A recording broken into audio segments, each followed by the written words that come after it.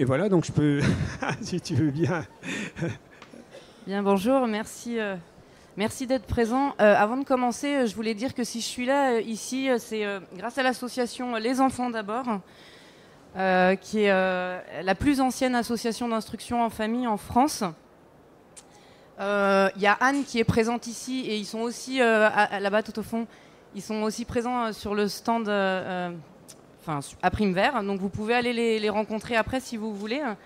Donc l'idée de l'association, c'est d'aider et d'informer toutes les personnes qui ont besoin d'informations, que ce soit des parents, des professionnels.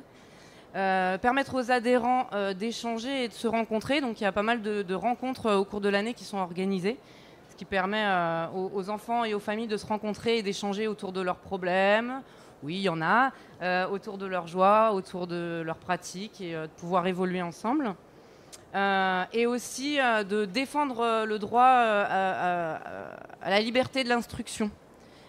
Et surtout, depuis quelques années, on va dire, les lois ont tendance à se resserrer et permettre de moins en moins de vivre sans école. Voilà.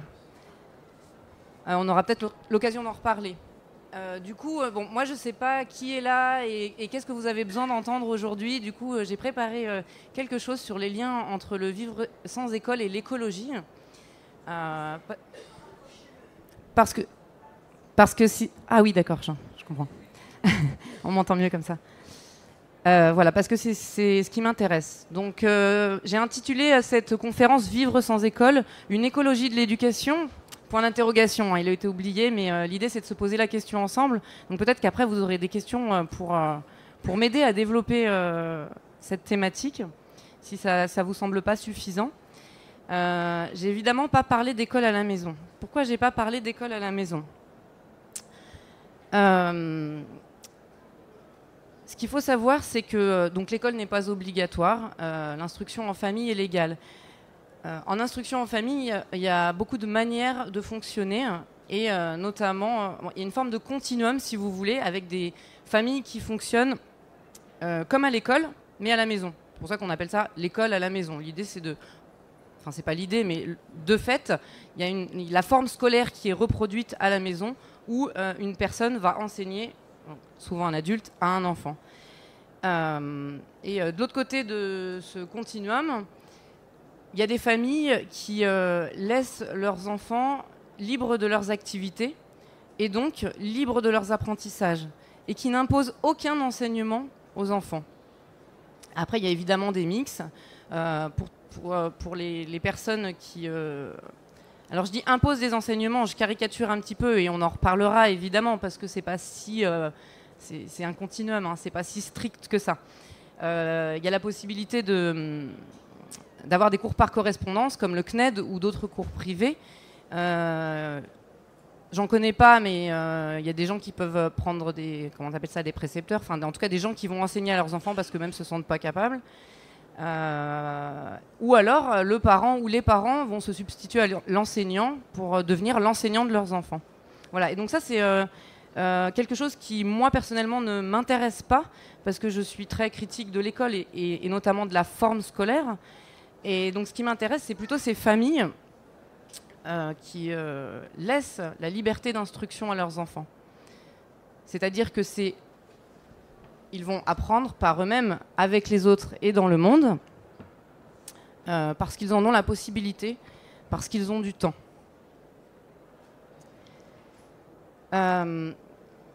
Alors, je suis moi-même mère de 5 enfants, dont 4 sont en unschooling. En fait, je ne me suis pas présentée, donc Christian m'a demandé de me présenter. J'ai vraiment beaucoup de casquettes différentes. Je suis auteure, je suis doula, je suis maman, je suis doctorante, je suis formatrice. Enfin, je fais tout un tas de choses qui, pour moi, sont à chaque fois en lien avec l'écologie. Mais je ne vais pas m'étaler là-dessus parce que ce n'est pas très intéressant. Je vais revenir plutôt sur ce que certains nomment le unschooling et que moi j'ai appelé le vivre sans école. Vous allez comprendre pourquoi tout au cours de la conférence, enfin j'espère. j'entends souvent des familles dire nous on fait du unschooling, on fait des apprentissages informels. Pour moi c'est une erreur de présenter les choses comme ça, dans la mesure où c'est quoi un apprentissage informel? Un apprentissage informel, c'est un apprentissage qui est non volontaire et non conscient. Du coup, effectivement, lorsqu'on est libre de ces activités, on va faire tout un tas d'apprentissages informels. Et les familles en unschooling pensent que ces apprentissages peuvent être suffisants pour devenir un adulte accompli dans la société dans laquelle on vit. À l'école, ou à l'école à la maison, je veux dire que ce soit en établissement, que ce soit en école alternative, peu importe. Et puis c'est tout au long de la vie. Donc nous, ici tous, on fait toujours des apprentissages informels. Ce que je veux dire, c'est que c'est pas une caractéristique du unschooling, l'apprentissage informel. On fait des apprentissages informels à l'école. La seule différence, enfin les différences, c'est qu'on n'apprend pas les mêmes choses. Alors excusez-moi si je suis peut-être un peu caricaturale et assez radicale, mais j'ai l'idée qu'à l'école, en fait, on apprend que le savoir se donne et qu'il ne se prend pas. On apprend que c'est à l'école qu'on apprend, on apprend que c'est à l'école qu'on apprend. Oh là là là là, excusez-moi, je suis un peu stressée quand même. C'est à l'école qu'on apprend à l'école. C'est une phrase d'Ivan Illich et sous-entendu qu'on apprend nulle part ailleurs. C'est à l'école qu'on l'apprend. Et si ici je vais avoir des questions probablement sur mais comment c'est possible, je vous renvoie à pourquoi vous vous posez cette question. Donc les apprentissages informels, ça se fait partout. À l'école, on apprend également, en dehors des questions de savoir, à consommer et à produire. Parce que je pense que les fins de l'école, alors je parle de l'école traditionnelle, hein, après il y a tout un tas d'autres écoles alternatives, et je caricature bien sûr. Je pense qu'à l'école,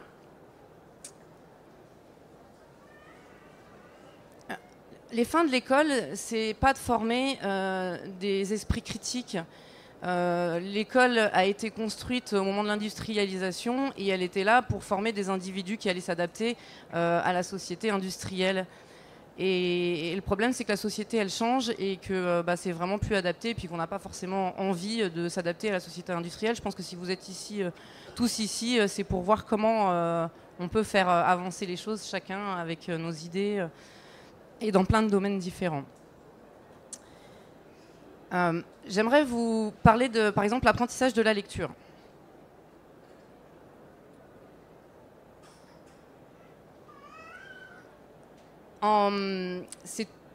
Je suis assez persuadée qu'il y a des parents qui mettent leurs enfants à l'école et pourtant ils ont pu observer et constater que leur enfant savait lire avant d'entrer à l'école et qui ne sont pas nécessairement capables de dire mais comment il sait lire, comment ça s'est passé. Eux-mêmes ne sont pas capables de le dire. Et puis si vous pensez à vous, quand est-ce que vous avez appris à lire? Où vous avez appris à lire? Est-ce que vous vous en souvenez? Alors c'est difficile parce que comme la majorité des gens et des enfants sont scolarisés ou ont été scolarisés, à part si l'enfant a appris à lire plus tôt que l'entrée à l'école, ou en tout cas plus tôt que l'entrée en CP, eh bien on ne peut pas constater que les enfants peuvent apprendre par eux-mêmes. Je pense qu'il y a principalement deux situations. Celle où on découvre que l'enfant a appris à lire, comme ça peut être le cas donc, pour des enfants qui vont être scolarisés, mais il y a aussi le cas où l'enfant va demander à apprendre à lire. Et donc là, son apprentissage, il ne va pas être informel, ou pas que, il va être autonome. C'est-à-dire qu'il va poser des questions, on va lui répondre, peut-être il va demander à ce qu'on lui apprenne à lire, donc je le mets entre guillemets, parce que la réalité, c'est qu'il n'y a que lui qui va apprendre, personne d'autre. Il va demander qu'on lui propose un enseignement. Ce ne sera pas quelque chose d'imposé, ce sera proposé. Et les parents, dans ces cas-là, vont tenter des choses, et puis peut-être que l'enfant va dire « Oh non, finalement non », et puis peut-être il va redemander, ils vont retenter autre chose, et puis encore et encore. Et donc, ce que je veux dire par là, c'est que en unschooling, les enfants n'apprennent pas qu'informellement. Ils peuvent apprendre de manière autonome et autogérée. Ils peuvent aller suivre les cours et pourquoi pas aller à l'école, si c'est leur choix. Dans les familles en unschooling que j'ai pu interviewer et que j'ai pu rencontrer, ce qui est très important, c'est de laisser la liberté à l'enfant et le choix. Tout évidemment, l'influence du parent est nécessaire. Je veux dire, par là, elle est nécessaire. Elle ne peut pas ne pas être. Mais pour autant, même si un parent peut critiquer très violemment l'école, un enfant peut décider de vouloir l'expérimenter par lui-même. Et la plupart des enfants ont la possibilité d'aller expérimenter l'école. Et je voulais dire ça parce que souvent, on me dit que finalement, c'est une manière aussi d'empêcher les enfants d'avoir un parcours moins marginal. Et non, ce n'est pas nécessairement le cas. Et je pense que si des parents imposent l'instruction en famille, imposent l'enseignement ou imposent un non-enseignement, ça ne relève pas du unschooling, en fait. Mais on va en parler. Hein. Bref, venons-en plutôt à l'écologie, puisque je pense que c'est aussi ce qui nous intéresse ici.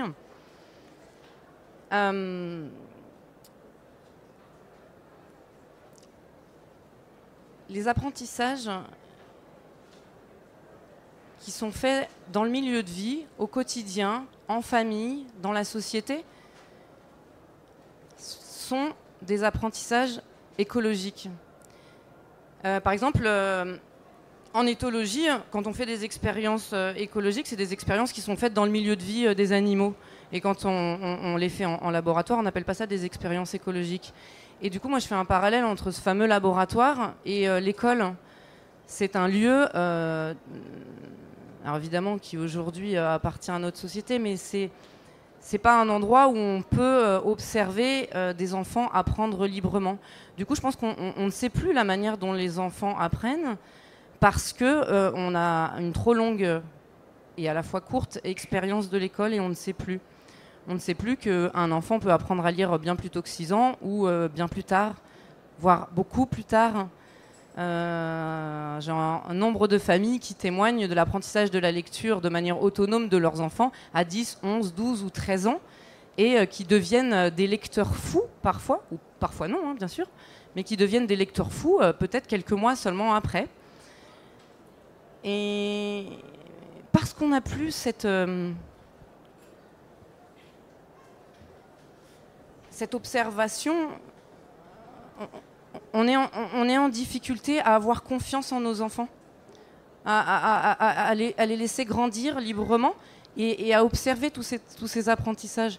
Il y a autre chose, c'est qu'on a du mal à voir ce qu'ils apprennent s'ils jouent seulement. On a l'idée qu'il est nécessaire de leur enseigner pour qu'ils apprennent, mais on évoque simplement les apprentissages scolaires, les maths, l'histoire, la géographie, qui sont finalement des disciplines construites socialement. Dans le unschooling, on ne pense pas du tout les choses comme ça. Donc, les apprentissages en unschooling sont écologiques parce qu'ils se font dans le milieu. Et s'ils se font en dehors de la vie quotidienne, c'est parce qu'on va solliciter des gens qui ont une connaissance, une compétence, un savoir-faire qui nous enthousiasme, qui nous passionne, et on a envie d'aller les voir et leur dire « montre-moi comment tu fais, j'ai envie d'apprendre ». Donc là, il s'agit de la caractéristique écologique des apprentissages. Le truc, c'est que le unschooling, en fait, c'est pas qu'une question d'instruction et d'apprentissage. Et si on pense ça, c'est parce que le terme est construit par opposition à l'école. C'est unschooling, pas scolarisé. Donc ni à l'école ni à la maison. Ok. Et après, qu'est-ce que ça implique ? En fait, j'ai fait une observation de départ et c'est ce qui a guidé toutes mes recherches depuis le début. J'avais remarqué que chez les familles en instruction en famille, en tout cas dans la plupart des familles, il y avait un souci écologique fort. Je me rendais compte que sur les listes de discussion, sur les groupes, dans les rencontres, la question écologique, mais un peu au sens du soin à l'environnement, était vraiment présente. Et je me disais, c'est pas possible, il y a forcément un lien. Pourquoi est-ce que l'écologie serait plus présente dans ce milieu-là, je veux dire proportionnellement, que dans les milieux classiques ? Et je trouvais que c'était aussi le cas pour les personnes qui qui proposaient des écoles alternatives à leurs enfants. Donc là, je me suis dit, il y a vraiment quelque chose. Et puis j'ai réfléchi et je me suis dit, finalement, c'est aussi, c'est pas que des questions environnementales, il y a beaucoup plus. Je me suis posé la question de ce que c'était l'écologie finalement. Et au départ, l'écologie, c'est l'étude des relations entre des êtres hétérogènes. Et ces études, qu'est-ce qu'elles montrent? Elles montrent que la diversité est absolument nécessaire. C'est la diversité qui permet la résilience, c'est la diversité qui permet de faire que notre monde se tient. Et du coup, finalement, je me suis dit, mais c'est quoi d'être écolo, écologiste? Qu'est-ce que c'est une pratique écologique ou une pensée écologique? Et bien, finalement, c'est quelque chose qui va prendre soin des relations. Puisque c'est la diversité des êtres en relation qui permet cette résilience. Si on ne prend pas soin des relations, on coupe le lien entre la diversité, et la diversité ne peut plus exister, ne peut plus être, et le monde, excusez-moi, c'est un peu fort, mais il n'y a plus de soutien. Et d'ailleurs, on parle de soutenabilité. Du coup, finalement, je me suis dit, c'est ça qu'il faut regarder, c'est la relation.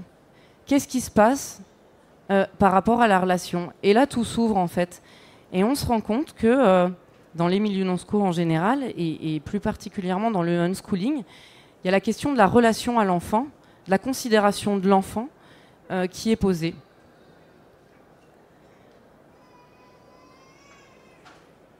L'enfant va être considéré comme une personne à part entière qui peut être libre, qui peut faire des choix, qui, depuis qu'il est petit, apprend. Il apprend à parler, il apprend à marcher sans qu'on ait besoin de lui enseigner. Il décide d'aller dans un endroit, dans un autre, alors pas au restaurant ni au cinéma, mais si on les laisse libres... Le problème, c'est que c'est pas qu'à l'école en fait qu'on contraint les enfants, c'est qu'on a des pratiques aussi puériculturelles qui, dès la naissance, dirigent l'enfant. Et du coup, on peut plus se rendre compte qu'ils sont capables de faire tellement de choses par eux-mêmes. On les coupe dans leur capacité à être... par exemple, on va donner des biberons de lait de vache à telle heure, on va leur donner une telle quantité, alors que finalement, un bébé, il a déjà des capacités, il sait ce qu'il a besoin, il sait quand il a besoin de téter, et si on est à son écoute et qu'on lui donne le sein au moment où il en a besoin, il sait qu'il a besoin évidemment, il ne le sait peut-être pas intellectuellement, mais instinctivement, il sait qu'il a besoin de stimuler pour avoir plus de lait s'il en a besoin de plus. On oublie complètement les capacités que les enfants ont, que les bébés ont, que les nourrissons ont, ne serait-ce que tous les réflexes qui lui permettent d'aller par lui-même téter, par des attitudes toutes simples, sans même y penser. On va les contraindre. On va tenir... on va les allaiter, on va les tenir, et puis on va se pencher en avant parce qu'on est peut-être un peu plus confortable, ou en tout cas on imagine qu'on est plus confortable. Du coup, notre bébé, il va subir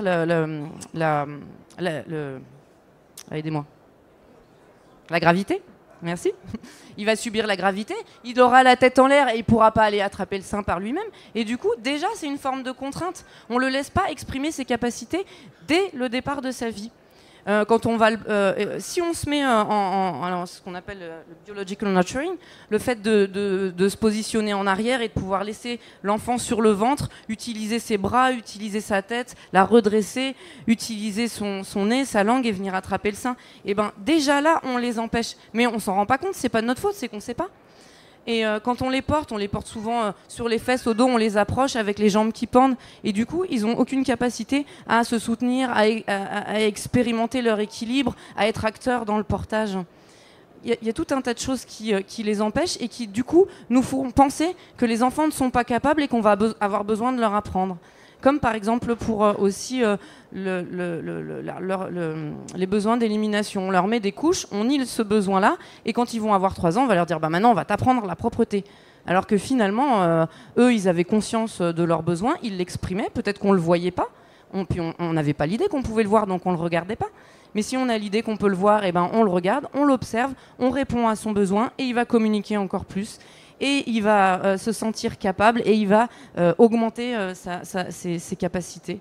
Et voilà. Et du coup, ça c'est vrai à la naissance, puis quand il grandit, et encore il grandit. Puis bon, il y a la fameuse âge de l'école où là, c'est absolument nécessaire de mettre les enfants à l'école. Apparemment. Je me suis perdue. Évidemment. Bon, bref, donc ça c'était pour oui,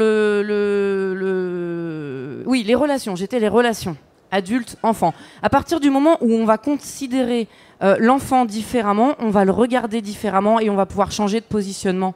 On ne sera pas un adulte sachant, qui sait ce qui est bien pour son enfant, parce que lui, il ne le sait pas. Et d'observer ça, c'est juste magnifique. Donc je remarque, et j'entends beaucoup parler aussi dans les milieux non-sco et surtout dans le unschooling de domination adulte et d'agisme. Donc l'agisme, c'est la discrimination par l'âge. Et donc c'est très très valable avec les enfants. J'ai complètement perdu mon fil, je suis désolée. Ouais, sinon j'ai un livre. Dans le livre, je perds pas le fil, du coup, je suis beaucoup plus douée pour ça. En fait, j'ai absolument horreur de partager ce que je connais sans qu'on m'ait fait de demande. C'est ce que je vous disais tout à l'heure. Là, tout à l'heure, je faisais la blague bienvenue à l'école de Primevert. Je me sens déjà très mal à l'aise d'être en hauteur, comme ça, avec le micro, et d'être toute seule à parler, parce que je sais pas ce dont vous avez besoin. Du coup, vous allez me poser des questions, vous verrez, ça ira beaucoup mieux. Alors, voilà. Non mais on peut ouais, non mais clairement, parce que de toute manière, je vais dire la même chose en répondant aux questions. Peut-être donner la parole, vous donner la parole, et puis susciter vos interrogations. Alors, ceux qui veulent poser des questions, allez, vas-y. Merci. Et alors, du coup, dans le livre, tu développes quoi? Ouais, ça c'est pas sympa comme question.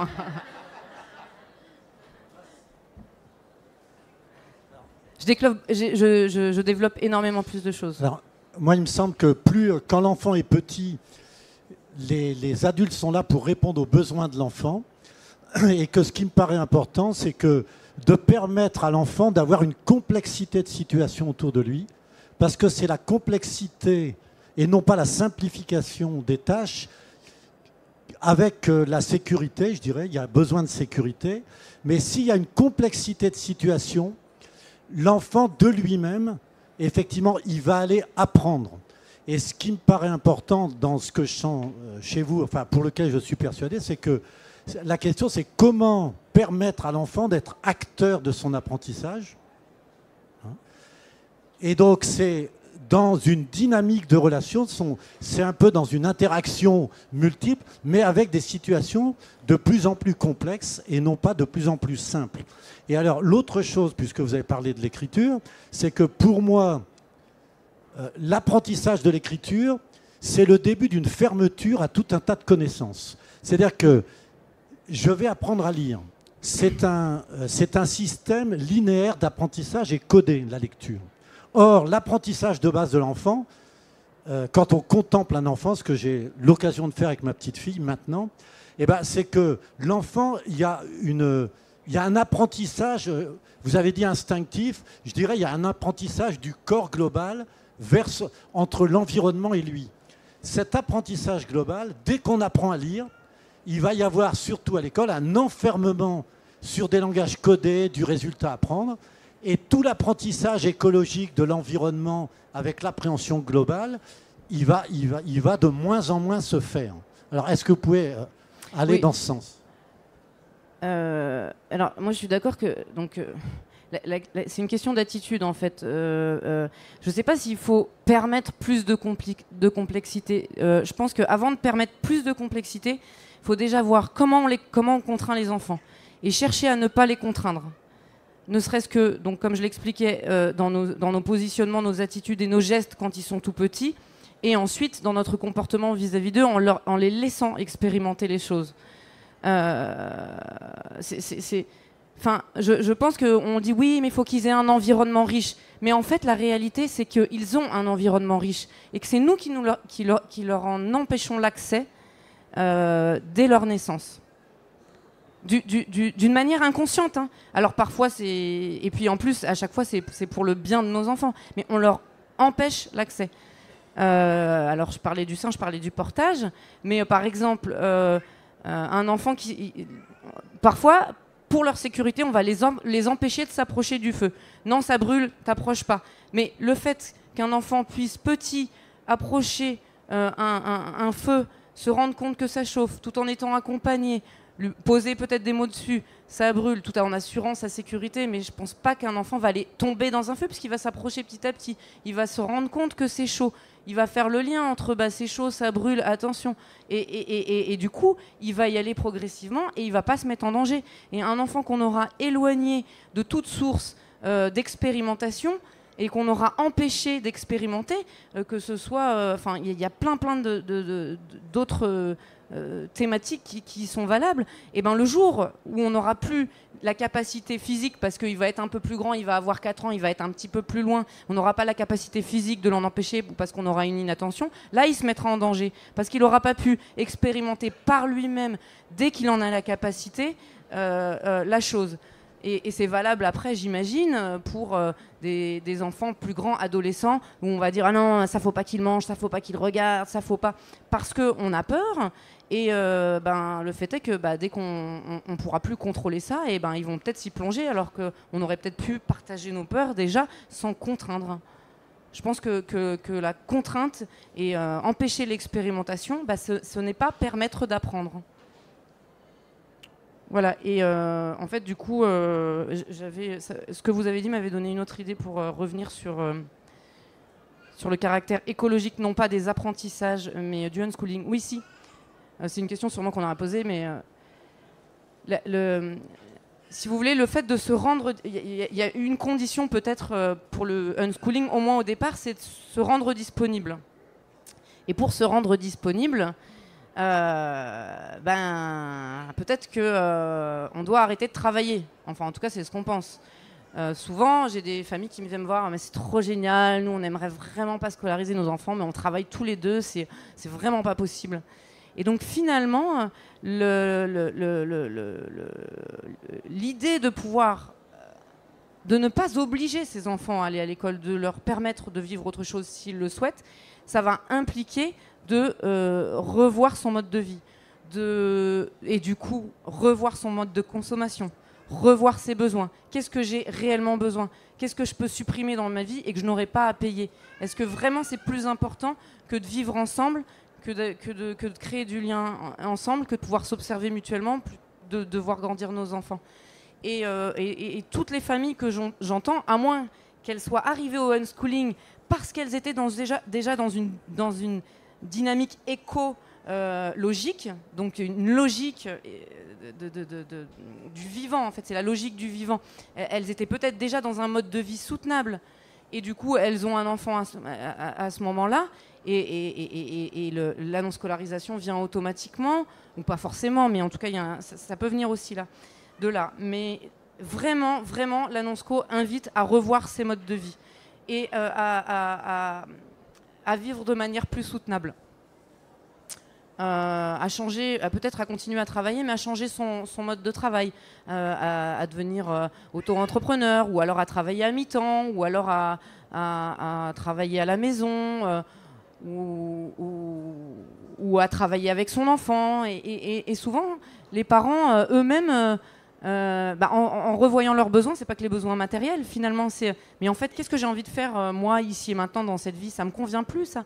Et souvent les gens changent de travail et pour trouver une activité qui leur convient à eux pour leur plaisir et aussi pour pouvoir donner la possibilité à leurs enfants de vivre librement. J'aurais bien une question. Est-ce que tu connais même si tu exclus l'école des possibilités, mais des écoles qui intègrent l'aspect écologie, l'éducation, justement, comme tu le conçois? Ouais, mais j'ai pas du tout envie de parler d'école alternative, parce que je pense qu'il y a beaucoup de gens qui parlent d'école alternative et il y a peu de gens qui parlent de vivre sans école. Du coup, j'aimerais plutôt qu'on se concentre là-dessus. Et si vous avez des questions sur les questions écologiques, ça va me relancer sur plein de sujets, vous allez voir. Moi, c'est simplement... bonjour déjà. Bonjour. J'aimerais connaître vos retours d'expérience. Vous avez dit que vous étiez maman de 5 enfants, et donc 4 déscolarisés et j'imagine, scolarisés. Non, c'est pas tout à fait ça. Pas tout à fait ça. Et j'aimerais connaître en fait votre retour d'expérience par rapport à vos enfants et leur âge ainsi que leur évolution, ce que vous avez pu constater. Et aussi ma question, c'est en fait leur devenir dans la société telle qu'elle est aujourd'hui. Est-ce qu'ils vont réussir à s'insérer de manière, je veux dire, correcte, ou est-ce qu'ils vont essayer justement d'être déjà dans une démarche autre, ou essayer d'inventer quelque chose de nouveau? En fait, ma question, c'est surtout de leur intégration au sein de la société. Ok. Alors, moi, je suis OK pour parler de l'intégration dans la société. Je suis aussi OK pour parler de mon expérience, mais mon expérience, elle n'est pas plus valable que l'expérience de toutes les personnes que avec qui j'ai eu des entretiens. Moi, j'ai eu 5 enfants, mais j'ai des jumeaux qui ont 13 ans, qui ont été un tout petit peu à l'école, 4 semaines. Je vais pas vous raconter, je me suis résignée, puis ça ne convenait pas du tout. Et voilà, les 2 suivants qui ont 9 ans et 6 ans et demi n'ont jamais été à l'école. Et le dernier est décédé. Voilà.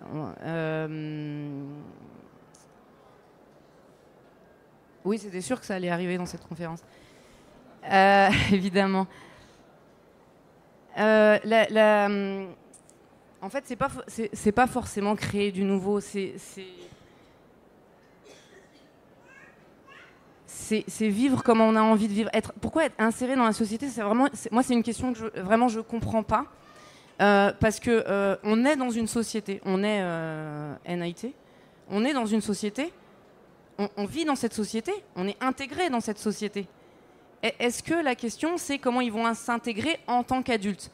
La question, c'est comment ils vont devenir des adultes qui sont capables de vivre dans cette société-là. C'est ça la question. Ok. Leur ressenti à eux. Ah bah c'est à eux qu'il faudrait poser la question du coup. Parce que... Oui, le monsieur demandait ce que j'ai pu percevoir de leur ressenti. Je préférerais vraiment qu'on leur pose la question à eux, parce que en fait, quand je parle des familles, en général, on ne sait pas de qui je parle. Et moi, je ne vais pas parler de mes enfants à leur place en sachant que je parle... Enfin, vous voyez, c'est... Du coup, la question de l'intégration. En tout cas, moi, si je parle de moi, je n'ai aucune peur par rapport à ça. Parce que à partir du moment où on vit dans la société en tant que parent, où on y est intégré, les enfants évoluent dans la société. Donc ils n'ont pas besoin de s'y intégrer. Ils y sont déjà, ils y vivent déjà. Moi, je poserais la question à l'envers. Comment est-ce que les enfants qui sont à l'école vont s'intégrer dans la société? C'est-à-dire que on vit plus ou moins dans des boîtes, hein, tous. Alors il y a la boîte crèche, la boîte école maternelle, la boîte école, la boîte collège, la boîte lycée. Après, il y a la boîte bureau. Bon, alors, évidemment, tout le monde ne travaille pas dans des bureaux, mais il y a quand même la boîte bureau. Et puis après, il y a la boîte pour les vieux. Et puis après, il y a la boîte sous terre. Ouais. Merci Pierre Rabhi. Bon, je ne sais pas si c'est merci Pierre Rabhi, je pense qu'il n'y a pas que lui qui dit ça.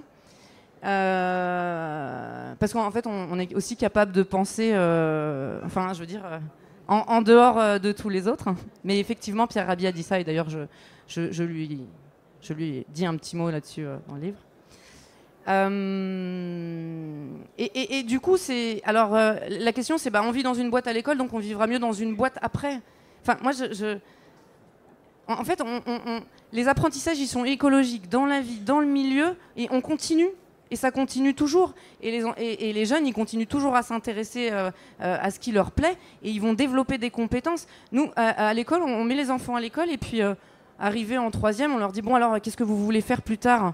Et en fait, comme ils n'ont pas nécessairement eu le temps d'expérimenter des choses à côté, c'est pas nécessairement, je vois le monsieur qui secoue la tête, c'est pas nécessairement.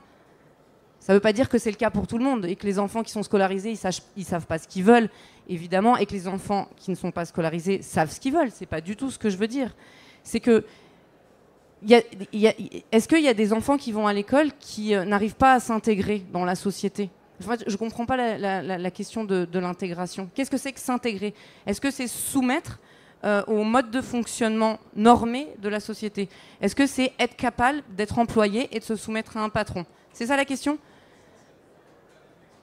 D'accord. Et ben en fait, moi j'ai l'idée que s'ils souhaitent faire ça, ils y arriveront et que peut-être ils créeront des nouveaux modes de fonctionnement aussi et qui sortiront de cette relation de domination. Ouais. Quand je parlais de la nécessité de prendre soin des relations, je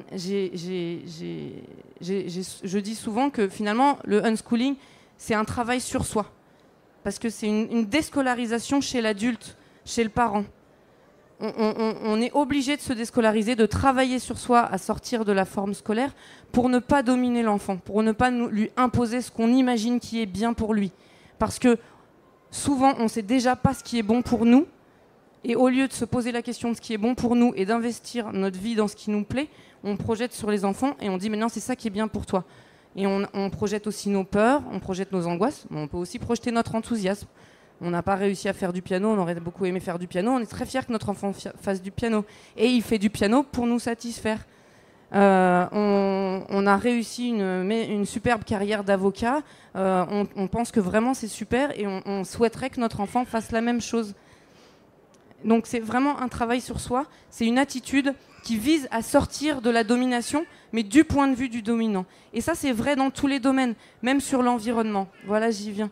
En fait, on pense souvent que l'humain est en dehors de l'environnement.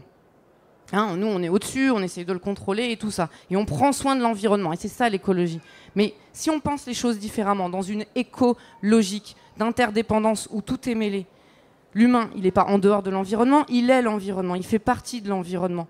Donc prendre soin de l'environnement, c'est prendre soin de lui-même, c'est prendre soin des autres, et donc de toutes ses relations, à l'environnement, aux autres et à soi-même. Comme la conférence enregistrée. On va poser une autre question ? Enfin, sauf si j'ai pas répondu à votre question. Si, vous avez répondu, merci. C'est comme la question de s'émanciper par le travail pour la question féministe. On dit toujours, mais oui, mais l'école à la maison. Donc évidemment, je ne parle pas d'école à la maison, c'est anti-féministe. Parce que évidemment, c'est l'homme qui continue à travailler, puis la femme, elle est encore bloquée au foyer parce qu'il faut qu'elle s'occupe des enfants et qu'elle leur enseigne et qu'elle s'occupe de leur instruction. Or, c'est pas comme ça, c'est pas comme ça nécessairement que ça se passe. C'est-à-dire que sur ces questions-là, et vous allez voir pourquoi on en revient aux enfants, c'est que j'ai l'idée que se soumettre au capitalisme ou à un patron, c'est pas mieux que de se soumettre à un homme dans une famille. Et que du coup, c'est pas rattraper l'égalité homme-femme, c'est pas plus de femmes au travail soumis à un système capitaliste, industriel, productiviste, pas du tout. Au contraire, peut-être que plutôt que ça aille dans ce sens-là, c'est que... Alors évidemment, je caricature homme-femme, hein, vous voyez bien que j'essaye d'être claire et que ça fonctionne pas partout comme... Enfin, je veux pas qu'on fasse dire ce que je dis pas. Si les femmes peuvent s'émanciper autrement que par le travail, le travail, quand je dis travail, c'est l'emploi. Parce que les femmes, elles travaillent, qu'elles aient un emploi ou qu'elles n'en aient pas. Parce que tout le travail qu'on fait, et les hommes aussi, le travail qu'on fait à la maison, c'est du travail. Prendre soin d'un enfant, c'est du travail. S'occuper des associations, être dans des associations, faire du bénévolat, c'est du travail. Sauf que c'est du travail qui n'est pas reconnu. Mais ça permet d'être heureux. Si on est bien dans ce qu'on fait, si on est passionné par ce qu'on fait. Le problème, c'est l'argent. C'est gagner de l'argent. Bref, si les femmes promeuvent un modèle de vie soutenable, elles sont pas. C'est leur manière de s'émanciper. Elles sortent du modèle de pensée dominant et elles créent un nouveau modèle. Et pour moi, dire on veut se libérer et faire comme les hommes aujourd'hui, eh ben c'est pareil pour les enfants. Alors les enfants, ils devraient arriver au même niveau que nous et avoir un super emploi, être super riche, ou pas nécessairement riche, mais voilà. Il y a un modèle complètement qui est construit. Et si on repensait un autre modèle ? Et si on donnait l'exemple de ce modèle ? Parce qu'en fait, on n'enseigne que ce que l'on est, que ce que l'on fait. Nos enfants, ils évoluent autour de nous. si ils nous voient nous tuer au travail, ne jamais être présents à la maison et avoir beaucoup d'argent, peut-être qu'ils imagineront mais c'est ça qu'il faut que je fasse. Ou alors ils prendront le versant contraire et ils partiront complètement dans un autre sens. Ce que je veux dire, c'est que penser l'intégration dans ce sens-là, c'est penser le bien pour l'enfant. Et est-ce que vraiment c'est le mieux et c'est le bien, c'est ça. C'est réussir ses études et avoir un travail. Et puis, sans compter que réussir ses études aujourd'hui, ça ne veut pas du tout dire avoir un emploi rémunéré. On est d'accord. Du coup, pour moi, c'est une question en fait qui ne se pose pas. Il faut repenser les choses autrement. Qu'est-ce qui nous fait du bien à nous ? Alors, j'aurais une question à poser là aussi, c'est la connexion à la nature. Il y a eu des interventions dans Prime Vert, allant dans le sens de vraiment retrouver notre côté, notre part justement de naturel, et puis aller vers les arbres, vers la forêt, vers l'extérieur, sortir du cadre de l'école, ou de la famille ou de l'entreprise, etc., où tout se joue pour nous, mais semblerait-il, mais c'est la question de se relier vraiment à quelque chose de plus spirituel et qui nous relie aux autres êtres aux vivants, tout simplement, et aller... Ce qui paraît pour moi la dimension écologique de l'éducation, c'est d'aller plutôt se reconnecter aux vivants, les insectes, enfin tout ce qui au monde qu'on oublie, qu'on a tendance un petit peu à négliger et même à complètement voir disparaître sous nos yeux sans vraiment se sentir quelque part responsable de tout cela. Et c'est cette dimension-là peut-être aussi dans l'éducation et au fait que de nous relier, je dirais, cœurs et âme, presque. Il y a cette part d'éducation qui manque totalement chez les enfants, même s'il y a leur petit jardin ou à côté de l'école, etc. Toutes les dimensions, je dis ça parce que moi, si on veut partager ça, en fait, il faut aller vivre dehors, vivre à la campagne, faire son potager et aller se balader en forêt. Tout un tas de choses qu'on peut partager avec nos enfants. C'est pas, pour moi, si nous-mêmes, en tant que parents, on fait le choix de se reconnecter à cette nature dont on fait partie, nos enfants apprendront informellement qu'on peut être connecté, mais est-ce qu'eux, ils sont réellement déconnectés ?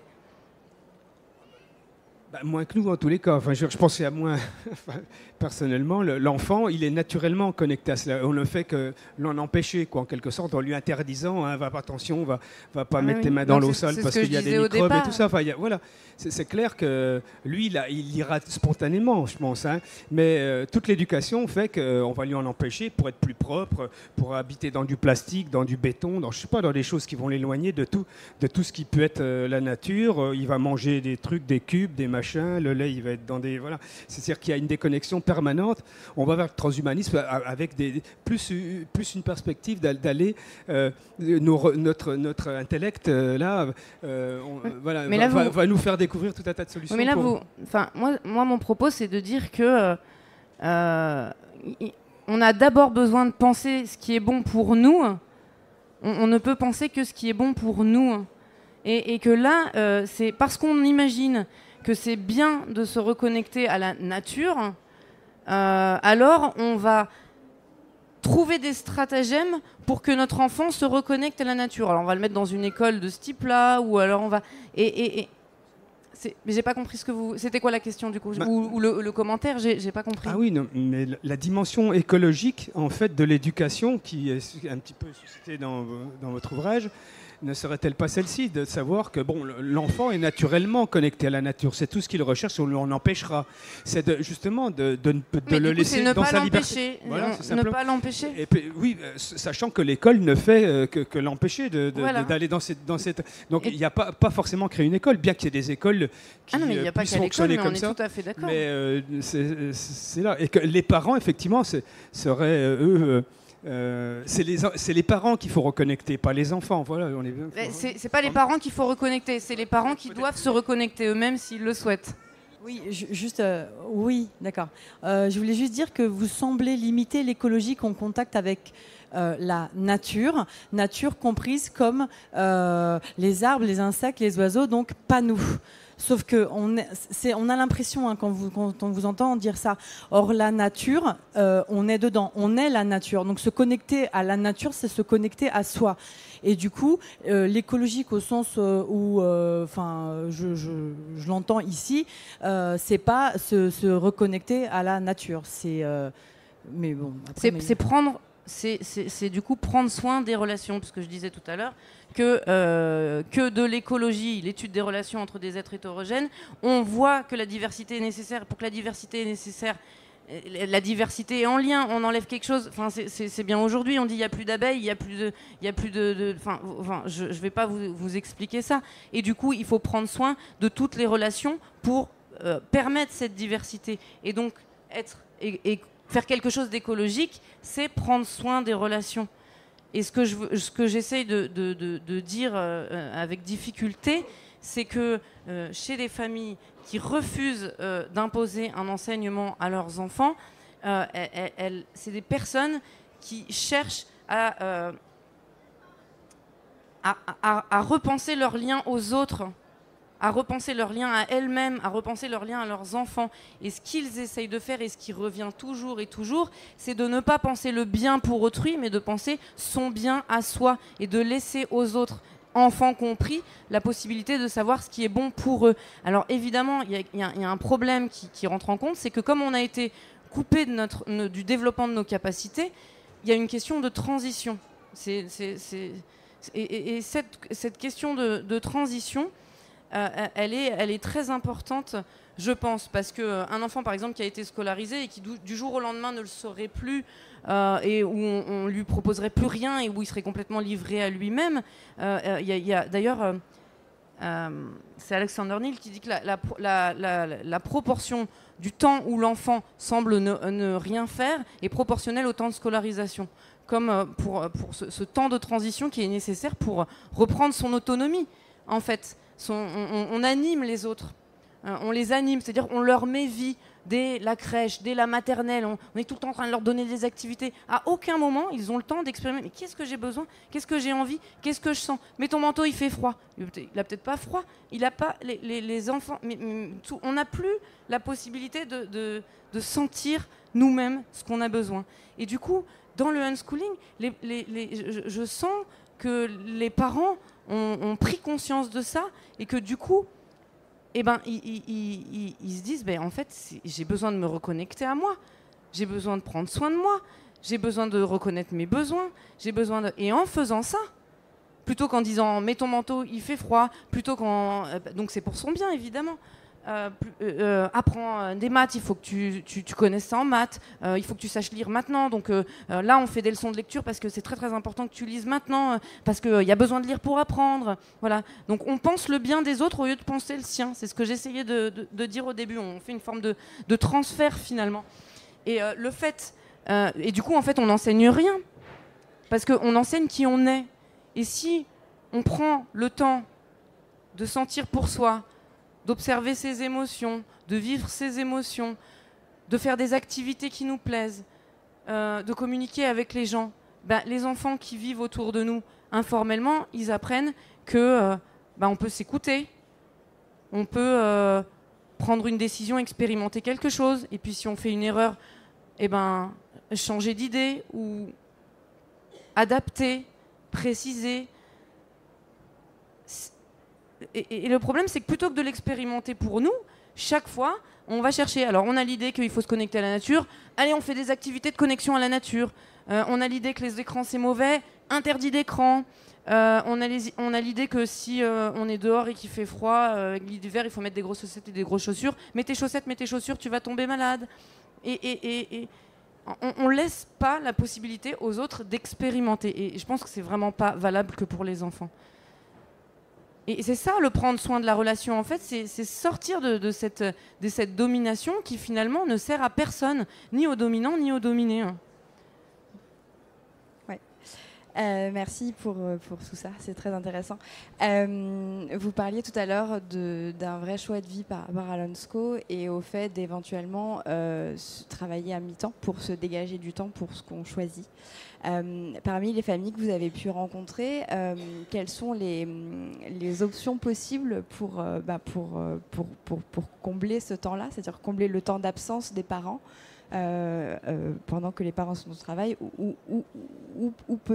à qui peut-on confier les enfants qui sont plus ou moins grands? En fait, à partir du moment où tant qu'on a la possibilité de se poser toutes ces questions, souvent on ne trouve pas de réponse.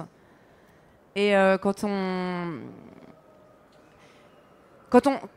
quand le fait de scolariser n'est plus une option, peu importe la raison, philosophiquement parlant, parce que son enfant ne supporte pas, parce qu'il y a une phobie scolaire, eh ben, on trouve des solutions. Les familles deviennent créatives parce que, au lieu de penser au choix, est-ce que je scolarise, est-ce que je déscolarise, sans demander nécessairement à l'enfant d'ailleurs au passage, on se dit bah alors peut-être qu'on pourrait faire ça, je sais pas, non il n'y a pas vraiment de solution. Alors que finalement quand on décide que ce sera comme ça, on les trouve les solutions.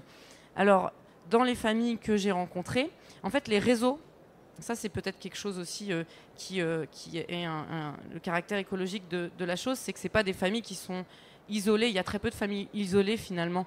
Les familles se connectent entre elles, sont en réseau, les réseaux sont de plus en plus denses et il y a beaucoup d'entraide et de solidarité. Et parfois, on devient copain, copine, et tiens, est-ce que tu pourrais me prendre, est-ce que un tel pourrait venir chez toi tel jour, peut-être, et puis si toi tu as besoin de te libérer un peu de temps pour aller travailler ou pour aller faire autre chose, peut-être que du coup je peux accueillir tes enfants, et puis comme ça les enfants ils sont ensemble, et puis peut-être qu'on pourrait... Voilà, donc une école sauvage. Parfait. Une école sauvage. Non, pas contradiction. Là, du coup, j'avais envie de parler de Fukuoka et de l'agriculture sauvage. Mince. Non, en fait, j'aimerais essayer de répondre à cette question quand même. Combler. La question, c'était par rapport aux possibilités. Si jamais on travaille à mi-temps, ce serait quoi comment est-ce qu'on pourrait combler ce temps pour prendre soin de nos enfants? Alors déjà, ça dépend de l'âge des enfants. Parce qu'il y a des enfants... Voilà. Il y a des enfants qui sont... En fait, il vaudrait mieux me parler dans le micro parce qu'en plus, comme ça, on enregistre. Oui, donc un enfant de 2 ans, il a besoin de personnes autour de lui. Donc en fait, j'ai oublié la boîte maison dans les boîtes. On est enfermés dans nos maisons et c'est ça aussi qui nous crée des difficultés. Il y a des gens je pense que je ne vais pas vous l'apprendre ici, mais qui pensent des nouvelles façons d'habiter, qui créent des villages où ils sont ensemble, où les portes sont ouvertes, les jardins sont ouverts, les enfants peuvent jouer ensemble et où différents adultes veillent sur différents enfants et ça crée beaucoup plus de possibilités pour aller travailler à l'extérieur. Après, il y a des gens aussi qui utilisent qui proposent à leurs enfants d'aller au centre de loisirs, par exemple le mercredi. Il y a des gens qui, évidemment, s'il y a 2 personnes, 2 parents, qui s'organisent pour que un travaille sur certains horaires et l'autre sur certains autres horaires. Il y en a qui font tout pour retrouver un autre emploi, mais en télétravail, ou alors un emploi où il y a plus de télétravail. Après, il y a la famille, des fois, qui peut se porter en soutien. Des fois, il y a les grands-parents qui sont présents. Des fois, il y a l'oncle. Des fois, il y a la tante. Des fois, il y a le frère, la sœur. Du coup, en fait, ça oblige à penser les choses autrement. Ça oblige à se dire, voilà, je suis pas toute seule. Alors, c'est la différence un peu entre l'indépendance et l'autonomie. Là, on est indépendant, on est tout seul dans notre maison, et comme si on fonctionnait que nous-mêmes et qu'on n'avait pas besoin de tous les autres humains en fait pour fonctionner. Comme si on se nourrissait par nous-mêmes, comme si l'énergie on l'a créée nous-mêmes. Je veux dire, il y a tellement peu de personnes qui font ça et qui vivent en autarcie. Et voilà, et on confond un petit peu ça. On peut être aussi autonome et libre et chercher à développer son pouvoir d'agir dans tout ce qu'on peut faire, tout en étant en lien avec les autres. Du coup, ça va inviter à prendre contact avec d'autres familles. Ça va inviter à oser demander de l'aide, oser exprimer ses besoins. Moi, j'ai besoin de sortir parce que j'ai besoin de prendre du temps pour moi. J'ai besoin d'aller travailler parce qu'on a tel projet, j'ai besoin de tel budget, ou alors j'ai besoin de tel argent pour nourrir mes enfants parce que j'ai pas de jardin, je fais pas de potager. Voilà. Et du coup, on va se mettre en lien avec les autres. Et qu'est-ce que nous, on peut apporter comme aide et qu'est-ce qu'eux, ils peuvent apporter comme aide. Et il y a une solidarité qui peut se créer, donc en fonction des affinités. Mais parfois, même pas en fonction des affinités, parce que parfois, quand dans un appel à l'aide est demandé dans un réseau, il y a des personnes qu'on ne connaît pas qui nous portent du soutien. Et ça nous permet de réexpérimenter aussi d'autres relations aux autres. On peut augmenter notre confiance en nous-mêmes, on peut augmenter notre confiance en les autres. Et du coup, les enfants en profitent, puisqu'on augmente aussi notre confiance vis-à-vis d'eux. Et c'est tout bénef. Hein. Donc, en fait, il y a plein de solutions. Mais en fait, je ne pourrais jamais les énoncer parce que les gens sont tellement créatifs. À partir du moment où on dit, moi, ça, c'est plus possible, l'enfant veut être là. Il y a des gens qui n'ont vraiment pas choisi ni l'école à la maison, ni le unschooling, ni l'instruction en famille, ni aucun terme qu'on veut. Il y a des enfants pour qui l'école, ce n'est pas possible. C'est une phobie, c'est juste insupportable. Et un parent, il y est sensible à ça. Il dit, mais je ne peux pas faire autrement. Mais moi, ils n'avaient aucune conviction pour ça. Et pour autant, ils écoutent leurs enfants et ils se disent, ok, on va y penser, on va organiser quelque chose. Et parfois, c'est même dans l'urgence. C'est aujourd'hui, un enfant se fait agresser, il faut le sortir de l'école. Et qu'est-ce qu'on fait ? On trouve des solutions. Mais c'est le même problème pour les parents scolarisés. Je veux dire, les familles, souvent des familles précaires d'ailleurs, qui ne peuvent trouver des emplois que le mercredi, le soir ou les week-ends, quand les bureaux sont fermés. Ils font comment pour s'occuper de leurs enfants ? Et leurs enfants, ils vont à l'école. Donc en plus, ils travaillent et en plus, ils sont dans la même difficulté que nous. Donc pour eux, l'école, ça peut même pas être utilisé comme garderie. Donc on a des ressources. On a des ressources en nous pour penser des solutions. Les enfants ont des ressources, les enfants peuvent proposer des choses et les gens autour de nous. Ce qui est difficile, c'est quand on a des gens qui sont hostiles à la déscolarisation. Et qui souvent, l'hostilité crée la non-solidarité. Mais c'est pas toujours vrai. Parfois même l'hostilité crée la solidarité et du coup il y a plein de choses aussi qui se jouent. Voilà. En fait, je voudrais revenir un peu sur ce type de sujet, en fait, parce que, imaginons, on est 2 parents avec un enfant en bas âge, tout hasard, qu'on a tous les deux, qu'on a tous les deux envie de s'occuper du bout de chou, mais on n'a pas de maison, on n'a pas d'appartement à nous, donc il faut forcément qu'il y en a un. Moi, je le vois comme ça, qui travaille à l'extérieur. Grosso modo, c'est un peu qui se sacrifie entre guillemets en sachant que c'est autant dérangeant pour l'un que pour l'autre que pour le petit bout et en sachant aussi qu'on n'a pas forcément de réseau, que les grands-parents sont absolument pas dans ce type de logique, etc. Et qu'en plus, ils sont plus souvent des fois à l'étranger qu'en France et qu'il n'y a pas forcément de frères et sœurs, donc les tantes, etc. Voilà, oui, je vois bien. En fait, complètement concret, comment on peut mettre en place cette logique et cette démarche qui n'est pas simple dans nos sociétés, en fait. Ouais. Alors, il y a juste un truc que j'ai pas compris. On pas de maison et pas d'appartement. Ça veut dire que vous êtes... Non, ça veut dire que vous avez besoin d'un budget pour louer. Voilà, c'est ça. Ouais. Ah, ok. Alors moi, je n'ai pas l'habitude de trouver des solutions aux gens, mais sur la question du réseau, le réseau, on peut aller le chercher. Là, il y a l'EDA. L'EDA, c'est une super association. J'en ai parlé au début, je ne sais pas si tu étais là à ce moment-là. Du coup, tu peux te rapprocher de Anne qui est là-bas et te mettre en réseau. Il y a des gens dans toute la France, il y a des relais. Donc, en fonction de là où tu es, tu appelles la personne relais et eux, ils vont te permettre d'intégrer les réseaux. Ils vont te dire, par exemple, il y a telle liste de diffusion, tel site, tel groupe, etc. Et ils vont te permettre de rentrer en contact avec des gens de là où tu es. Donc, et ça, en fait, ça te permet de rencontrer du monde. Voilà. Mais c'est pour un petit enfant. C'est ça. C'est pour ce bébé. C'est pas grave, hein. Enfin, je pense pas que Anne me contredira. C'est pour toutes les personnes qui s'intéressent à l'instruction en famille, l'EDA. Et du coup, après, il y a les réseaux de maternage. Enfin, il y a tout un tas d'associations. Souvent, le réseau associatif est assez dense. Et en fonction des choses qui nous tiennent à cœur, par exemple, les associations d'allaitement, elles ont des grands réseaux aussi. Et par ces intermédiaires-là, on peut connaître plein de monde et rencontrer plein de monde. Après, pour la question de l'allocation, il y a des familles monoparentales au RSA qui arrivent à fonctionner en unschooling. Donc elles trouvent des solutions. Moi, j'ai pas de... Voilà, enfin, il y a plein de choses. Elles partagent, elles font des colocations, elles vont vivre autrement. Moi, je dis elles, il y a des hommes aussi, mais j'en connais beaucoup moins. Il faut appuyer quelque chose. Bonjour. Oui, comme ça. Oui, bonjour.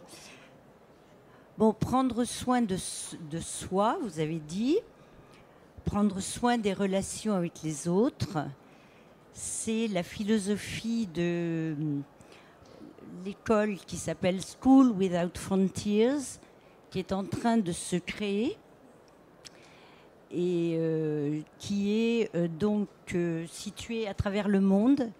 L'idée, c'est de permettre aux personnes de tous âges, de toute culture, de se rencontrer et de partager des savoirs, des savoir-être, des savoir-faire. Partout dans le monde, c'est intergénérationnel, donc pour tout âge de la vie. C'est partout dans le monde et c'est nomade. Ce sera une école nomade.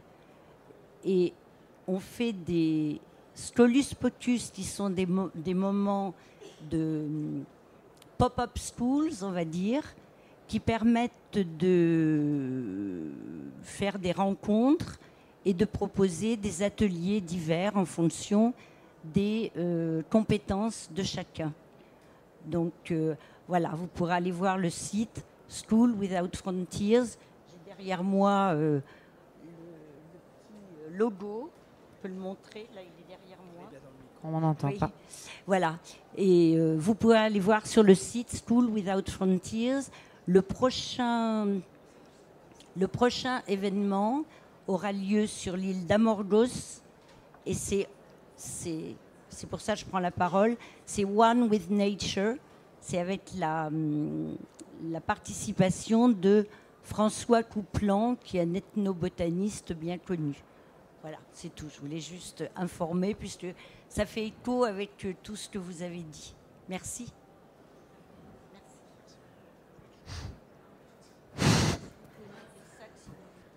Bonjour.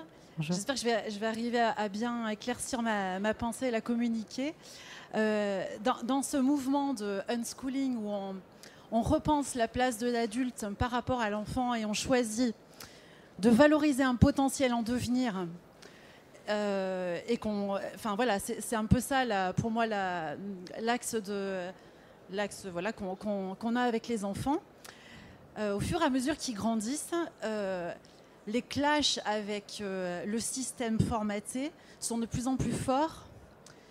Et je me demandais comment vous voyez l'avenir par rapport aux institutions, c'est-à-dire par rapport clairement au rendez-vous annuel des contrôles, et notamment quand on arrive au niveau du collège, où en fait, je dirais le summum des différentes options d'éducation, de perspective, ce clash, quoi.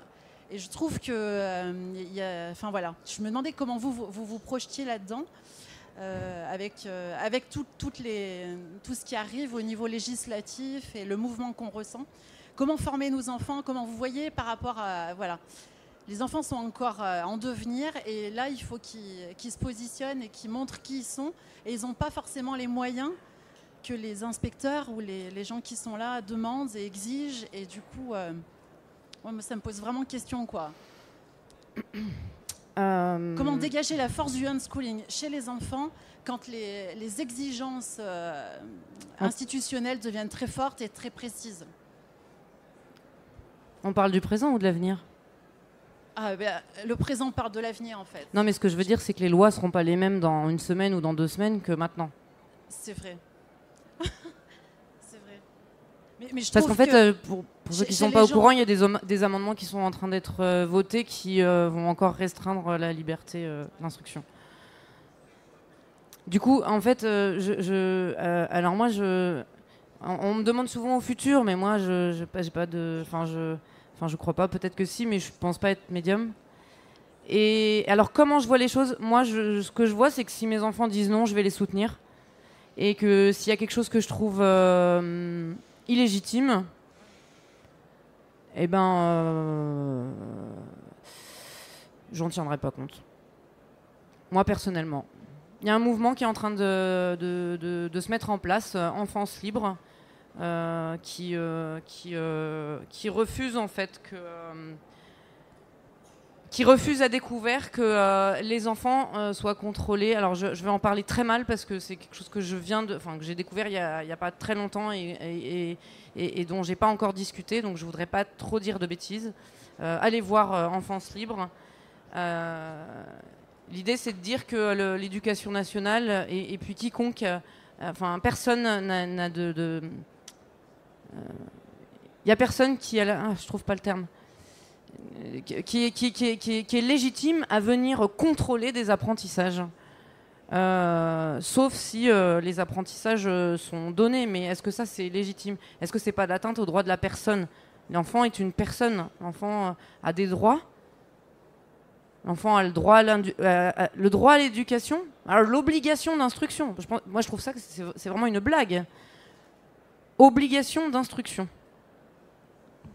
Je comprends pas que des parents ne puissent pas empêcher des enfants de s'instruire et d'agir et de découvrir et d'expérimenter ce qu'ils veulent, ce qu'ils peuvent évidemment. Moi, ma seule inquiétude, c'est des parents qui empêcheraient leurs enfants de découvrir les choses et d'expérimenter. C'est ça qui m'inquiéterait. Mais on apprend tous. On apprend tous, tout le temps, tout au long de la vie. On ne peut pas ne pas apprendre. Ce qu'ils vont vérifier, c'est si les codes imposés arbitrairement sont...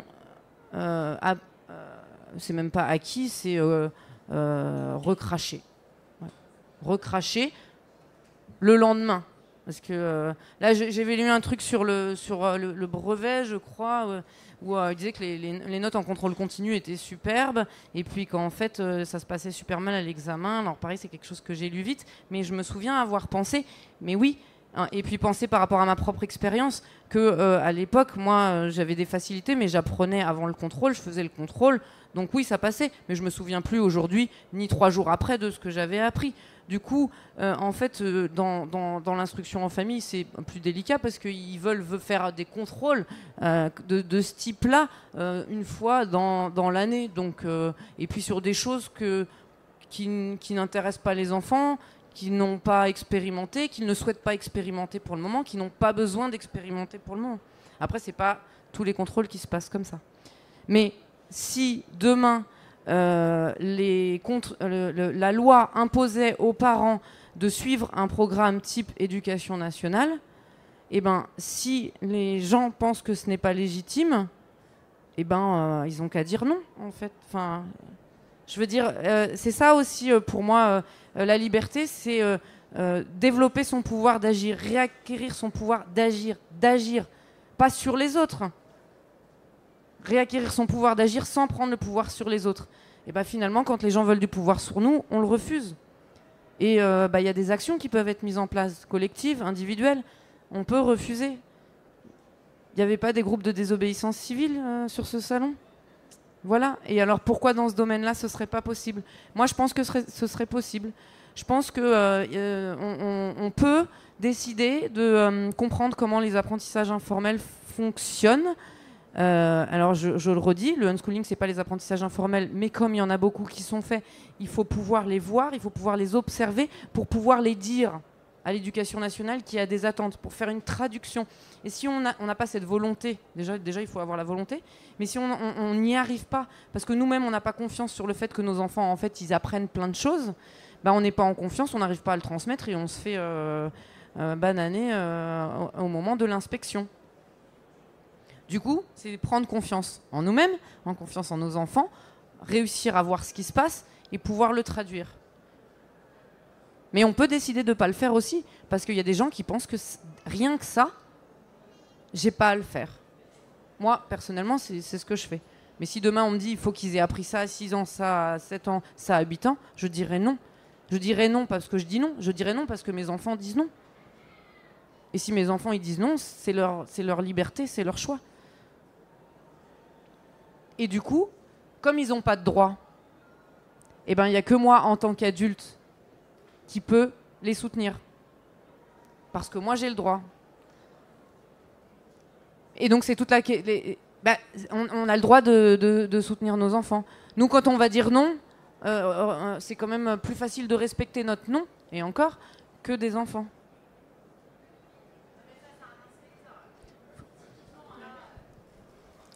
En fait, c'est en lien, hein, parce que je voulais savoir, parce que moi je suis intéressée par Enfin, je suis dans le même bain, en fait.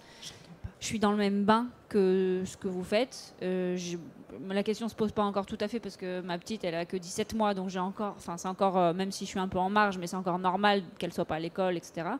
Je ne souhaite pas la mettre à l'école. On verra si elle voudra à un moment donné expérimenter, mais... Et du coup, je me demandais un petit peu quelles sont justement les obligations, les législations actuelles. Alors, on ne peut pas projeter sur ce qui va se faire, mais et justement, quelles sont les contraintes, les inspections, ce genre de choses qui sont déjà en place pour, entre guillemets, encadrer ce mode de fonctionnement. Donc, vous en parlez un petit peu, mais j'aimerais avoir un peu les informations peut-être plus précises ou plus concrètes de ce cadre, de ce système. Actuellement, il y a une obligation de déclaration en début d'année scolaire à la mairie, à l'inspection académique de son domicile. Il y a une enquête de la mairie qui vise à comprendre pourquoi on a fait le choix de l'instruction à famille et si ce qu'on propose est adapté à l'état de santé de l'enfant. Ouais. Vous avez compris ? C'est pas moi, c'est les textes. Donc j'imagine que s'il y a un souci de santé, c'est de voir si on est capable de s'adapter.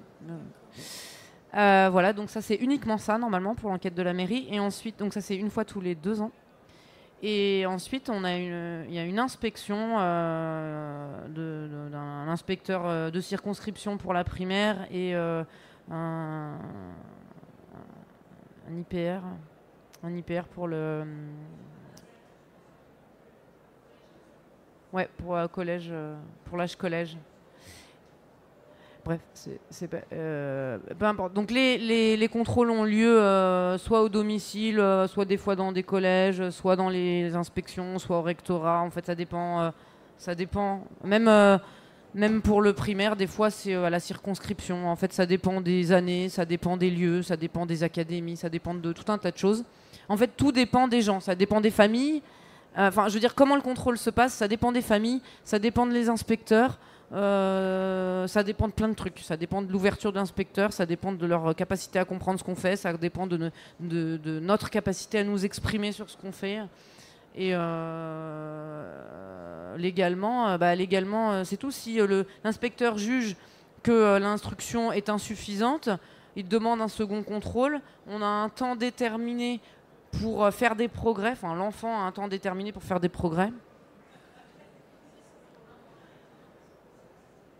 Et s'il juge ce second contrôle insuffisant, il y a une injonction de rescolarisation où les parents sont obligés d'inscrire leurs enfants dans un établissement public ou privé et d'en informer évidemment les autorités.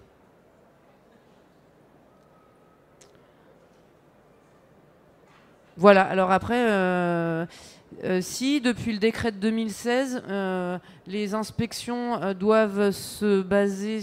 Enfin, la discussion lors des inspections doit se baser... Alors ça, c'est pas pour nous, c'est pour les inspecteurs, mais du coup, comme c'est pour les inspecteurs, ça marche pour nous aussi. Sur les paliers, les cycles, chaque cycle en fait, cycle 2, cycle 3, cycle 4. en fonction de l'âge de l'enfant. Il doit y avoir une discussion sur les choix pédagogiques avant, et il peut y avoir des textes oraux ou écrits en fonction des choix pédagogiques des parents. Il faut s'accrocher, hein. Parce que quand le choix pédagogique, c'est pas de pédagogie, ça devient compliqué. Mais du coup, voilà, la réalité, les faits et la réalité, c'est que tout le monde essaye de s'arranger de tout ça. Bonjour. Moi, j'arrive bien à comprendre comment fonctionne le système classique avec ses objectifs, etc.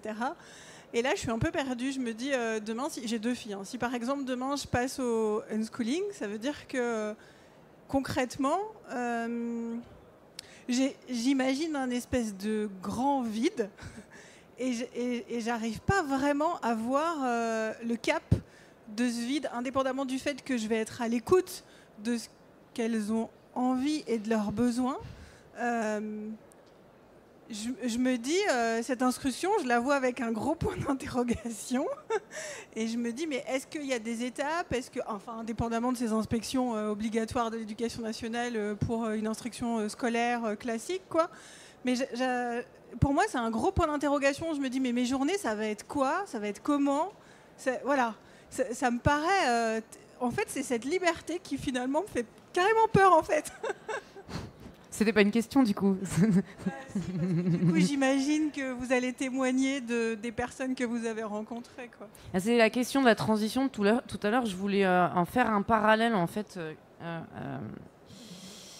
Il y a un truc qui m'avait marqué, c'était dans le livre de Fukuoka, La révolution d'un seul brin de paille. Donc, Fukuoka, c'est un précurseur de la permaculture, donc je pense que ça vous parle ici à Prime Vert, à la permaculture.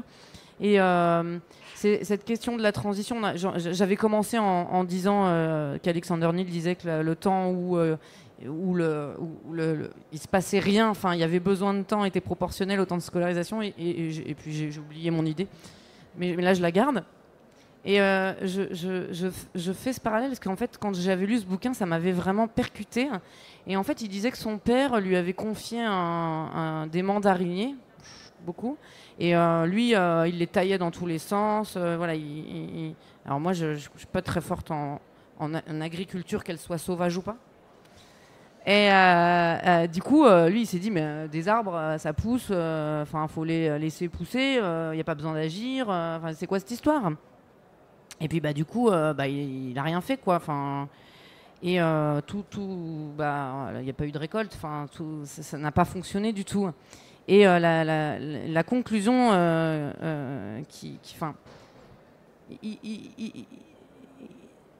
il donnait à voir cette il décrivait cette expérience pour montrer comment en fait on peut pas passer d'un tout contrôle à une liberté en fait. Parce que ça prend du temps de se modifier, de réacquérir ce pouvoir d'agir, de réacquérir la confiance en soi.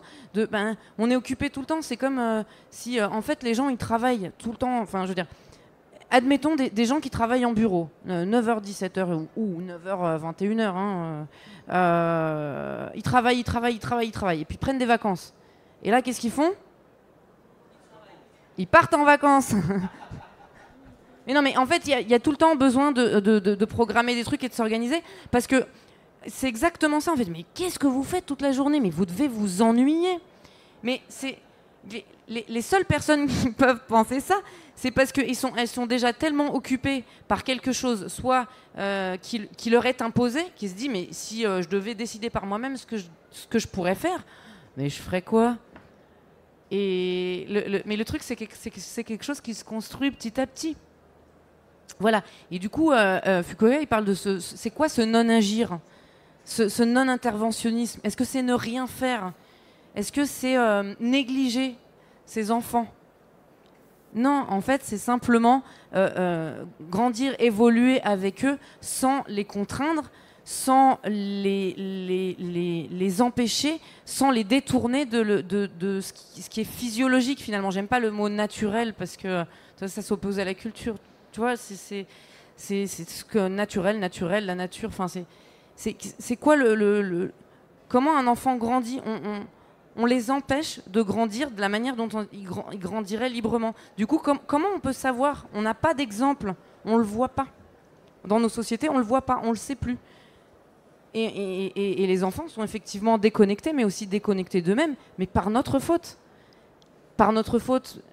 Et en même temps, si nous, on se comporte comme ça avec eux, c'est aussi par la faute de notre éducation, de ce qu'on a vécu. Et puis c'est...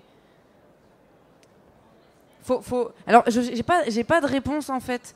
On ne peut pas dire une journée type, ça dépend des jours. J'imagine qu'il y a un moment donné, on se réveille, il y a un moment donné, on mange, et puis à un moment donné, autre donné, on remange, et puis à un moment donné, on va... Et puis dans tout ça, ouais, peut-être au début, c'est super difficile de se retrouver face à toi-même ou face à ses enfants ou à côté de ses enfants et de se dire mais on était où? Mais du coup, c'est super intéressant. Et donc là, on revient sur la relation à soi.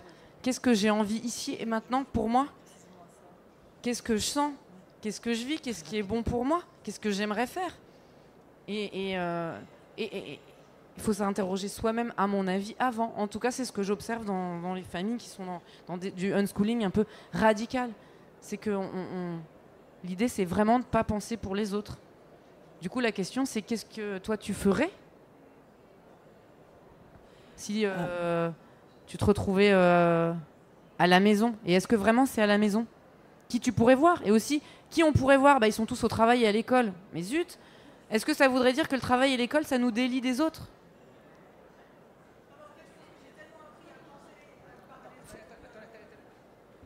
J'ai tellement appris à penser par les autres et dans un cadre que je suis pas sûre. Peut-être arriver en vacances, oui, je peux arriver 1 heure à faire une vie qui est ma vie à moi. Ouais. Mais je pense que j'ai tellement été conditionnée depuis que je suis toute petite qu'aujourd'hui, effectivement, il faudrait une bonne phase de transition avant d'arriver à me dire qu'est-ce que... Mais ça invite à se poser les vraies questions, les questions profondes. Qu'est-ce que j'ai envie de faire ici et maintenant? Quel sens c'est quoi le sens de ma vie? Qu'est-ce qui m'attire? Qu'est-ce qui m'enthousiasme? Mais on n'a même plus d'enthousiasme. Moi, le matin, je me lève, je me dis pas qu'est-ce que je vais faire. Je me dis comment je vais faire pour faire tout ça.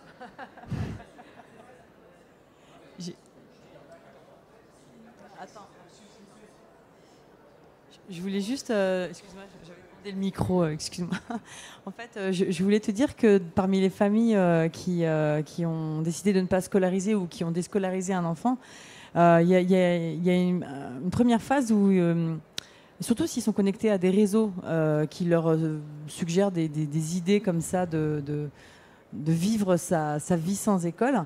Donc il y a plusieurs familles qui se mettent à faire plein d'activités. Donc on va aller au musée, on va aller au cinéma, on va aller se promener, et puis ils font plein de trucs. Puis au bout d'un moment, ils s'aperçoivent que on n'a pas envie d'y aller, puis l'enfant il n'a pas envie d'y aller, et puis les choses s'installent très très progressivement, puis on se met à faire de moins en moins de sorties, d'activités comme ça un petit peu imposées parce qu'on a l'idée qu'il faut faire des activités, et on se met juste à vivre et à faire des choses. Alors on continue à être actif parce qu'on ne peut pas, c'est dans notre nature d'être actif, d'apprendre, de se relier les uns aux autres, de faire des choses. On continue à faire des choses, sauf que c'est pas des choses qui sont imposées de l'extérieur ou d'une idée qu'on se ferait. Voilà, c'est ça. Mais donc, j'ai envie de dire, si vous vous retrouvez comme ça, face à face avec vos enfants, commencez par faire des activités. Pourquoi pas? Allez au musée, faites toutes ces choses que vous pouvez pas faire, baladez-vous. Et puis après, à un moment donné, vous direz, en fait, non, j'ai pas envie de faire ça. Voilà, vous expérimentez ce que vous pouvez faire avec ce qui ressemble au vide, mais en fait, qui n'en est pas, quoi. Effectivement, en se rapprochant des réseaux, en fait, il y a plein de propositions. Enfin, après, ça dépend d'où on vit, évidemment. Si on vit au fin fond de l'Auvergne ou en Île-de-France, c'est quand même pas la même chose. Mais il y a des propositions de rencontres, et c'est un pas, puis un autre pas, et puis peut-être qu'on va s'ouvrir, on va prendre plus de temps à discuter à la boulangerie ou ailleurs, et peut-être qu'on va se rendre compte que la femme avec qui on a en face de nous, puis finalement on n'y va jamais, ou alors on n'a pas le temps de lui parler, peut-être elle a un enfant qui aurait envie, et puis peut-être qu'on finalement on va se rencontrer, et puis voilà, il y a plein de choses qui peuvent se passer en fait quand on se laisse disponible à la vie. En fait, il y a plein de choses qui se passent. On prend le temps. Enfin, moi, c'était juste aussi un partage de vie.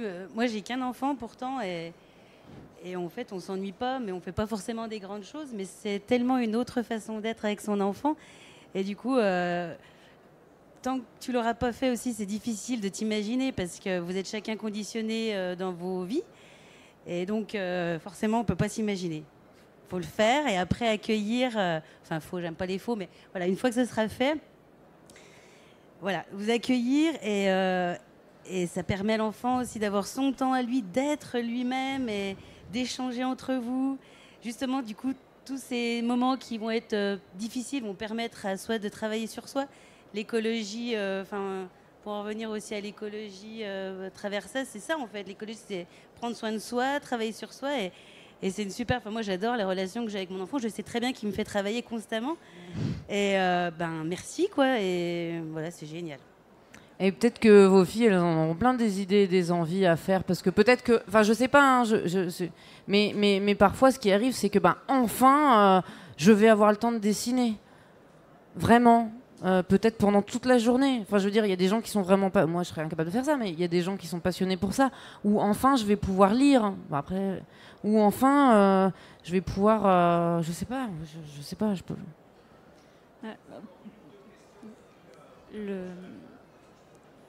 Même ma fille qui a 17 mois, elle sait très bien ce qu'elle veut faire. Et effectivement, je me retrouve dans la situation où je ne sais pas comment faire en une journée tout ce que j'ai envie et tout ce que ma fille a envie de faire. Et en fait, on n'a jamais pas de temps.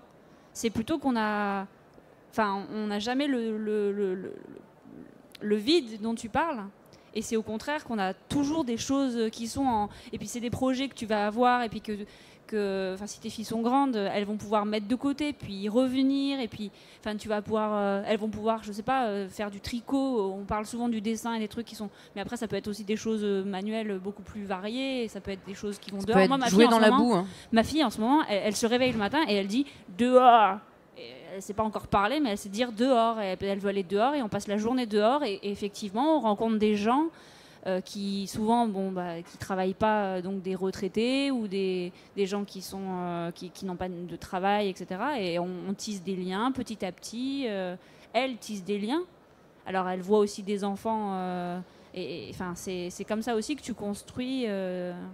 Et donc, tu dis il n'y a pas d'exemple. Il y a, je pense que vous connaissez André Stern, qui est typiquement un enfant qui est maintenant adulte, qui n'est jamais allé à l'école et qui raconte comment ça s'est passé pour lui. Oui, mais il n'y a pas de transition du coup. Pour lui, il n'y a pas de transition, mais ça permet d'avoir une idée de commencer quand on n'a jamais été à l'école. Et tu vois bien qu'il se passe plein de trucs. Mais quand je dis plein de trucs, c'est plus que ce qui se passe quand tu es à l'école, en fait.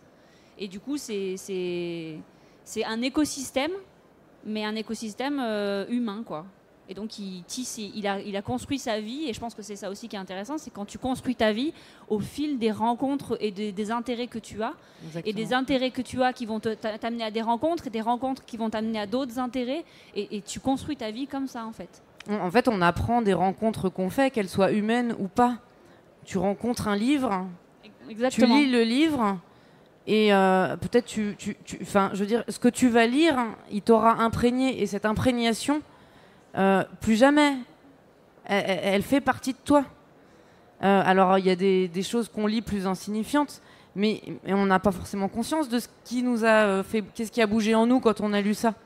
Mais il y a des choses, je veux dire, à partir du moment où tu lis quelque part, c'est l'instruction qui est obligatoire en France, et que tu apprends que l'école n'est pas obligatoire, tu rencontres une information, qu'on te le dise, que tu le lises, que tu l'entends à la radio, mais tu peux plus faire sans. Et du coup, c'est pareil avec les gens. Tu les rencontres, et peut-être tu vas les voir qu'une fois, mais peut-être tu vas les revoir 2 fois et 3 fois. Et moi, je pense que se rapprocher des réseaux associatifs, pas forcément de familles qui ne scolarisent pas, des réseaux associatifs en général, locaux, il y a des gens, les gens ils sont là, on les voit pas parce qu'ils sont enfermés dans leur maison ou alors ils sont au travail. Mais en fait, ils sont là. Et en fait, il y a plein de choses qui se passent même dans les temps scolaires. Et à partir du moment où on est ouvert à rencontrer plein de gens, même des gens qui sont pas dans nos modes de pensée, même des gens qu'on n'ont jamais réfléchi aux problèmes du monde. En fait, on peut en rencontrer plein des gens. Dans la rue, on peut parler aux personnes âgées qui sont là, qui sont toutes seules et qui s'ennuient. Enfin, qui s'ennuient pas forcément d'ailleurs. Mais combien de fois... Enfin, moi, dans ma ville, il y a plein de gens, ils sont assis sur des bancs, ils sont là. Et ils sont bien. Hein. Je dis ils s'ennuient, c'est complètement nul ce que je viens de dire. Ils s'ennuient pas, ils sont bien. Mais ils passent. Et des fois, l'enfant se met à discuter, parce que nous, des fois, on n'ose pas. Et hop, la discussion, elle prend et ça peut durer 2 heures. Parce que finalement, moi, ça s'est passé comme ça une fois. Et puis, il avait le potager en face. Eh ben, venez manger des fraises. Et du coup, il y a tout un truc qui s'est mis en place et c'est trop génial. Bah justement, je vais rebondir là-dessus. Je voulais aussi répondre à la dame qui est là. C'est qu'en fait, vos enfants, ils vont vous guider, en fait. Et il n'y a pas de vide. Il n'y a jamais chez les enfants. Ça n'existe pas. Et donc moi aussi, avec mon petit garçon, souvent c'est lui qui m'a emmené vers les autres, en discutant tout naturellement avec une vieille personne ou un autre enfant. Ou voilà. Donc il faut se laisser porter par ses enfants et leur faire confiance. Et je pense qu'on parle souvent, on dit je vais élever mon enfant, mais je pense que c'est l'enfant qui nous élève, au sens... voilà. C'est super pour le mot de la fin.